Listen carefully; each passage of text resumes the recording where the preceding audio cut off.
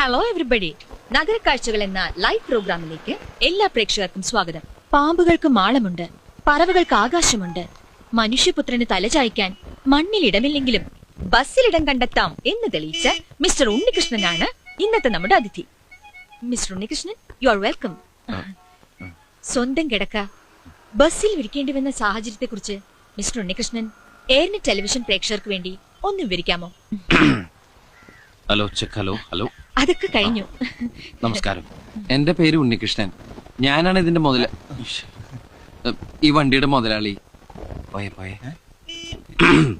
തൃശൂർ ജില്ലയിലെ ഇരിങ്ങാലക്കുട പഞ്ചായത്തിൽ തൃക്കോട്ടൂരാണ് എന്റെ സ്വദേശം. ഞാൻ അത്ര പരിചിതനല്ലെങ്കിലും ഇരിങ്ങാലക്കുട താമരാക്ഷനെ നിങ്ങൾ എല്ലാവരും അറിയും. മനസ്സിലായില്ല? ഒരു ക്ലൂ തരാം. തൃശൂർ പൂരത്തിന് എഴുന്നള്ളിപ്പിന് മുമ്പിൽ തന്നെ ഉണ്ടാവും തലയെടുപ്പോടെ. ഓ, ആന.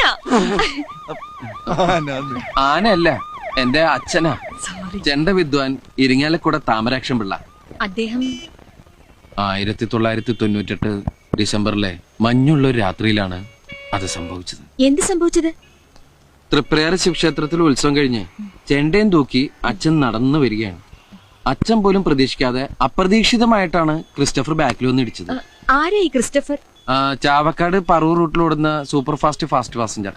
അമ്മ നേരത്തെ മരിച്ചുകൊണ്ട് ഞാൻ ആകെ ഒരു മകനെ ഉണ്ടായിട്ടുള്ളൂ. അച്ഛന്റെ എല്ലാ ചികിത്സാ കാര്യങ്ങളും നോക്കിയിരുന്ന ഞാനാണേ. അതുകൊണ്ട് പഠിത്തം ബ്ലോക്കായി. മിസ്റ്റർ ഉണ്ണികൃഷ്ണൻ ഏതൊരു പഠിച്ചു? ഞാൻ പ്രീ ഡിഗ്രി ഫെയിൽഡാ. എഴുതിരുന്ന് ജയിച്ചനെ. കൃത്യം 89-ാം ദിവസം എന്റെ അച്ഛൻ എന്റെ ഈ കൈ കിടന്ന ഈ കൈ കിടന്ന അച്ഛൻ മരിച്ചു.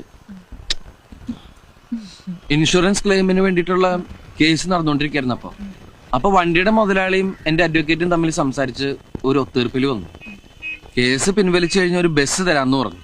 അപ്പൊ കുറച്ച് പണം കൈ കിട്ടിയിട്ടുണ്ടെങ്കിൽ ചെലവായി പോകുന്നു, വണ്ടിയാണെങ്കിൽ ഒരു അസറ്റായിട്ട് കയ്യിലിരിക്കുന്നു അഡ്വക്കേറ്റാ പറഞ്ഞു. ഞാനാണെങ്കിൽ അപ്പൊ അത് സമ്മതിക്കുകയും ചെയ്തു.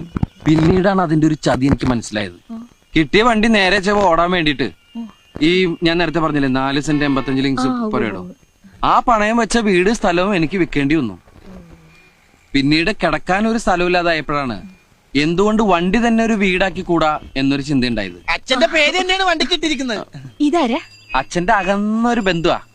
ആരും പണിയൊന്നും കൊടുക്കാത്തോണ്ട് എന്റെ കൂടെ കൂടിയിരിക്കാം, വല്ലതും തിന്നും കഴിച്ചു പോക്കട്ടെ ഞാനും വിചാരിച്ചു. അതെ, വായും വെള്ളമൊക്കെ ഫ്രീ ആയിട്ട് ഇട്ടുകൊണ്ട് പിന്നെ ജീവിക്കാമല്ലോ. എന്താ മിസ്റ്റർ ഉണ്ണികൃഷ്ണൻ ജോലി? ജോലി ഇതിനിങ്ങനെ മേച്ചടക്കാന്ന് പറഞ്ഞാൽ തന്നെ ഒരു വലിയ ജോലിയല്ലേ. ഞാൻ ഉദ്ദേശിച്ചത് വരുമാനത്തെ കുറിച്ചാണ്. ജീവിക്കാൻ കാശ് വേണല്ലോ. ബസ്സിന് ഡീസൽ അടിക്കണം, അതുപോലെ പിന്നെ ഇതിനധികം ഡീസലൊന്നും അടിക്കണ്ട. പാതി മുക്കാലും മാൻ പവറിലാ ഓടുന്നത്. മാൻ പവറിലോ? ഹലോ, ഈ കൈ കൊണ്ട് ഇങ്ങനെ തള്ളി തള്ളി അതാണ് ഈ മാൻ പവർ ബ്ലോക്ക് ആക്കി. അച്ഛന്റെ അകന്ന ബന്ധുവാണെങ്കിലും ആൾക്ക് തീരെ വിദ്യാഭ്യാസം വിവരമൊന്നും ഇല്ലേ. വിഡ്ഢിത്തിരെ പറയുള്ളൂ, തെണ്ടി. അത്യാവശ്യം ഓടുന്ന ബസ്സാണല്ലോ. അത്യാവശ്യത്തിന് മാത്രം ഓടാറില്ല. നന്നായിട്ട് ഓടും, നല്ല പുള്ളിങ്ങുള്ള എഞ്ചിനാ. പിന്നെ പുള്ളിക്ക് ബാക്കിലേക്ക് പോയി, നീ ബസിന്റെ ബാക്കിലേക്ക് സദ്യ നടക്കണ്ട. ഞാനും കൂടി പെടട്ടടാ. ഇയാള് പെടാണ്ട് എടുക്കാൻ പറ്റുമോ? കുറച്ച് ദാരിദ്ര്യം ഫീൽ ചെയ്യുന്നില്ല.